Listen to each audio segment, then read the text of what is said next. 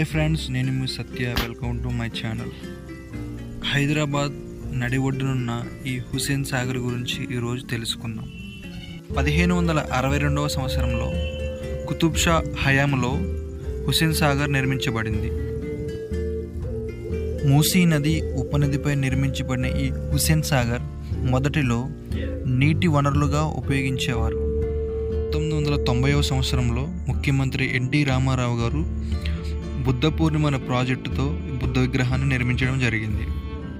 ఈ బుద్ధ విగ్రహం Gibraltar rock అనే రాతిపై నిర్మించడం జరిగింది. బుద్ధుని యొక్క విగ్రహం పొడవు 16 మీటర్లు, దీని బరువు 350 టన్నులు.